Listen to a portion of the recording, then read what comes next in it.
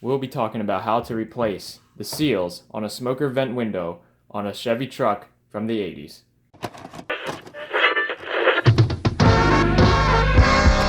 So this is an 84.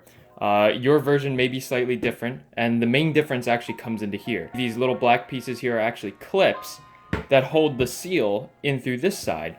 Now, this is a two-piece seal. You can see that there is this L-shaped seal. Sorry about that.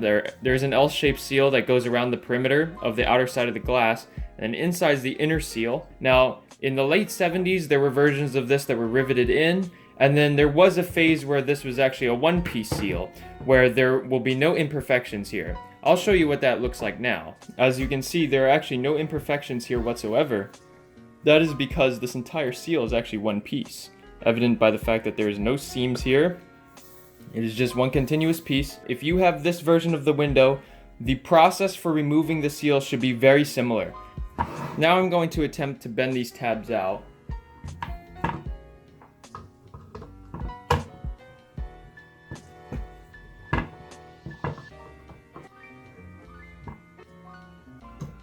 So as you can see, they bend out with very little effort.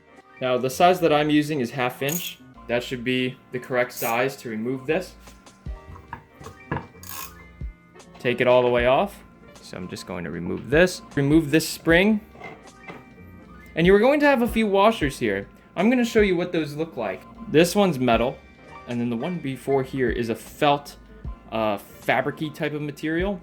And if you do plan on reusing this, don't just gouge a screwdriver straight into there. Take a little bit of care and try not to damage that. Removing these. And then in there is another set of washers. It's going to be an oblonged D shape. The flat side goes on the outer portion away from the track. You'll see that in a minute.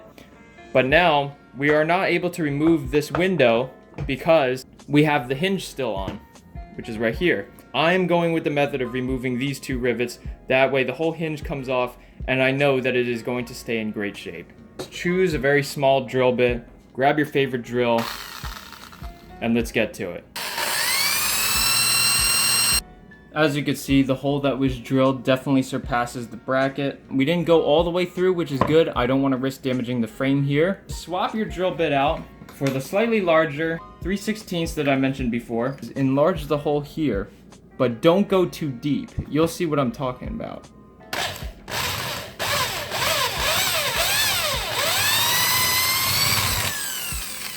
As you can see, the top part of the rivet just breaks off. And now you should be able to pry this bracket off.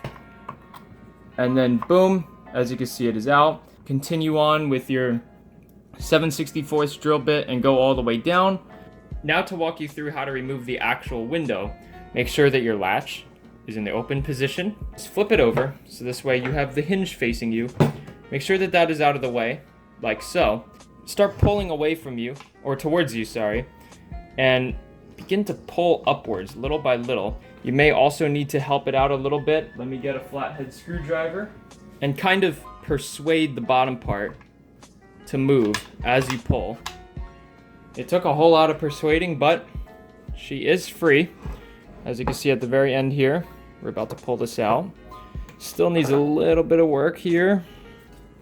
All right, there we go.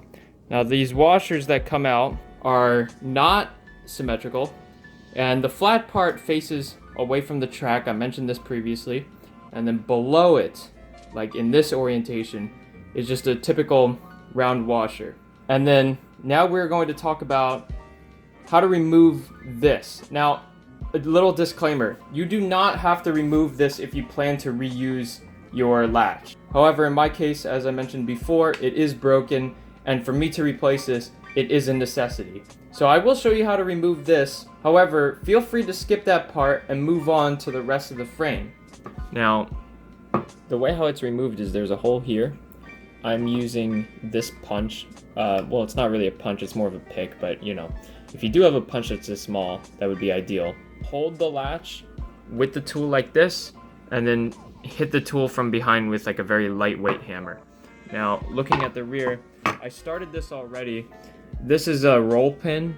The roll pin starts to come out as you tap it, and once it comes out, this will be able to slide right on out. So let's take a look. I know that this has missing components. It is spring loaded. It is rising up on its own there. All right, well, looks like in this one, we do have the set screw there. We've got this spring. This was seated over this like so, and this cap was pushed up on there. Right in this groove is where the roll pin actually sits. I know that there's a couple missing gaskets here. There's a wave washer here. I don't believe that this is supposed to be contacting the glass specifically. We'll have to take a look at that. Not too bad on the wear on the glass. It does need a good cleaning though. So removing this, we see that there is an oblong hole in the glass. It appears as though it is not well, it is a sort of like this figure 8 pattern. I really apologize for the lighting, but there is a rubber seal there. Let me see if I could show you. This inside here is a rubber seal, and then this is in a figure 8 pattern. Keep mind of the orientation of that. And what you're gonna do is you're gonna take your end cap to your new piece. If you don't have a new piece, just reuse your old one. Make sure you saved your roll pin. And what you want to do is take this end cap. There will be a plastic washer. Put that on there. It only goes on one way. And then you take a rubber piece, put it right over there. Stick it right on this side of the glass, keeping in mind of the same orientation as last time. Now, this part's a little bit tricky, but one of the seals is going to be slightly smaller than the other. In this case, this is the slightly smaller one. It's actually going to fit inside that seal.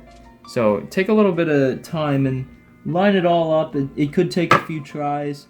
I was playing around with it earlier, and it is not the easiest thing to do. And there it is. Now it's all in place. The next piece that you're going to put on is this rubber, or not, sorry, this hard plastic washer, similar to the other side. That only goes on one way as well. And the wave washer, you're going to want to sit on this portion of this locking retainer here, as you can see. The screw goes right down the middle. Place that on there like so. Tighten her down.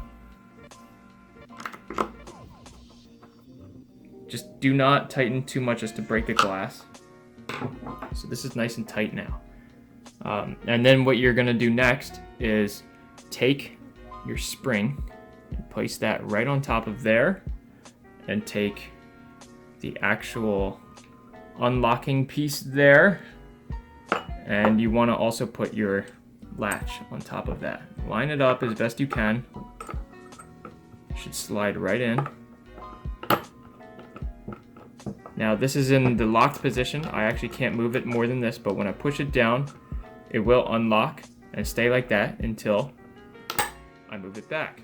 Now what you want to do is, applying a downward pressure, apply your roll pin, which is going to be a little bit tricky.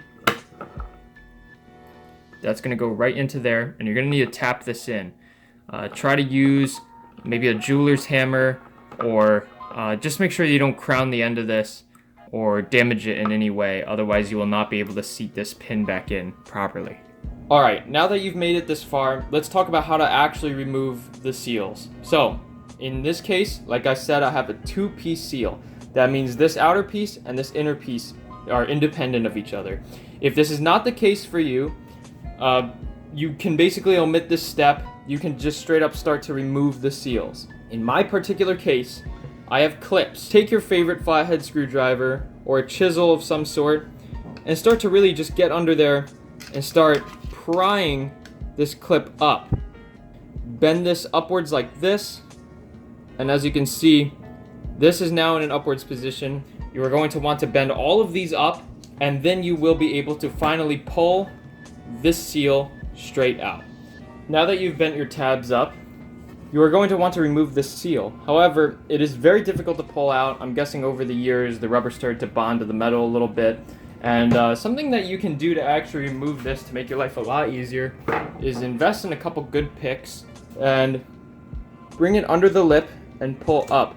And as you can see, the steel starts to come out. But there is a metal band behind this, and that's what allows it to bend into whatever shape it stays at, like so. And You are going to want to clean this, clean off the inside of here, really get the job done right. Don't let that sit there, that's a bunch of old glue. Start disassembling this frame.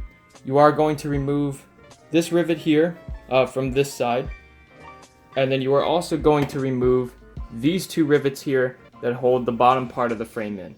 This will allow us to separate it. So I took the liberty in removing some of the rivets right here, as well as these two. So we're now ready to start removing the frame. Grab a small screwdriver like before. Start gently prying apart the frame here. And boom, just comes right apart. Now we're gonna focus on removing the seal. In my case, it just started coming all off, just like that. This is a relatively delicate piece of metal. Try not to bend it or misshapen it. There was a bit of glue that was used to hold this into place. Today is now tomorrow, and we are going to be discussing how to put this all back together. I did paint them. There was a good deal of rust on them, so I wanted to make sure that I was able to seal that for the future. Taking a look at the seals here, right here is a notch. This is where the hinge would go. So your hinge would be going around here and onto the frame. So these are asymmetrical. There is a passenger and a driver's side. So what you want to do is actually make sure that you have your old seal there and compare and make sure that this is the correct seal that you're going to need. Also for this channel here, there is this seal. There is a metal back. This looks a little crooked, so you will have to kind of give it a little bit of TLC to make sure that it's totally straight. And this also is a driver and passenger side specific, so be sure that you have your old seal handy to double check. So I actually took a little bit of time to go through my garage, and I was able to actually find some auto glass cleaner. If you do have some of this on hand, be sure to use it. So give it a try. I actually experimented a little bit with it, and I was able to get the top started. And I'm just going to show you what I basically did to get that going. I recommend doing the top first because you basically have a straightaway until you get to this corner, which is actually the most challenging, and I'll get to that later. But what you want to do is you want to grab this and spray down your rubber seal. From there, you should be able to work it in by hand.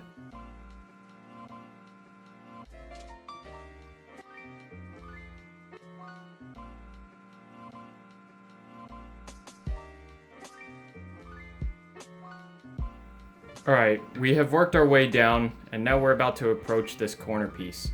Really lube this up with some glass cleaner, take some time, press it in there. If you are going to use a screwdriver, I did resort to using one a little bit. This I actually ground down and is completely dull. Alright, well, she's all in.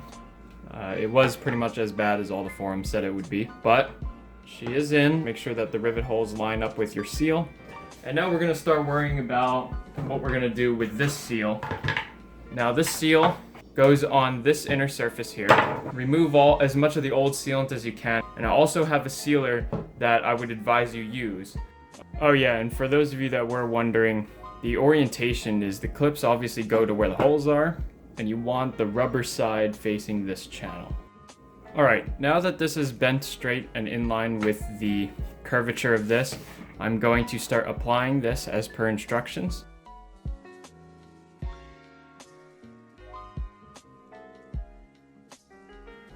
So I'd like to apologize. It turns out my camera was actually not rolling for the time lapse.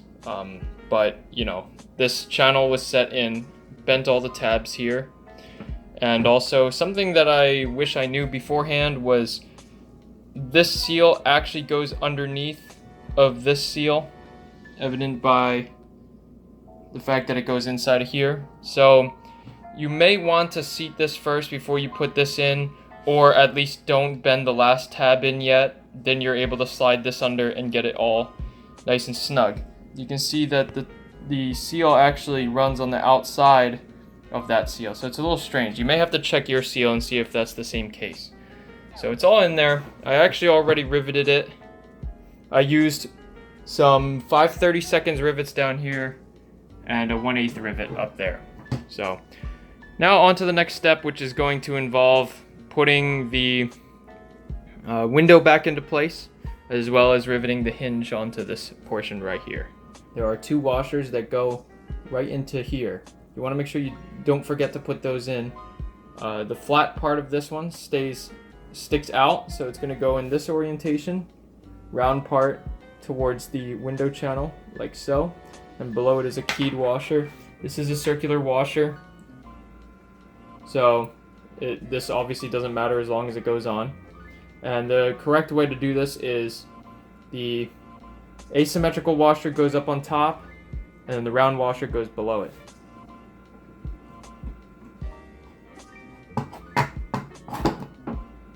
Alright, I apologize for the discontinuous video. It did take a little bit of persuading, especially with the added paint here, but she is in, and the washers are in the correct orientation. There are 2 of them.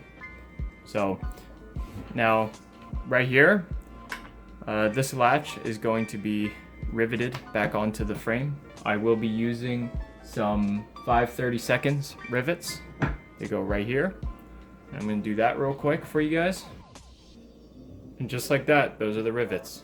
So you now have a fully operational window. Test to make sure that everything all lines up, which it should. Double check that your locking mechanism works, which it should. Now, at the very bottom, we're going to start reinstalling our old hardware. Slide this washer on. You're going to take your spring, slide that on. Take your other washer, this is a felt washer, put that on like so. Put your retaining clip on here, like so. And now take this 1/2-inch nut, and you are going to begin to screw this on. If you enjoyed this video series, leave a like, consider subscribing so you can be notified of future updates on this K5 build that I'm working on. Thanks for watching, really appreciate it. Thanks.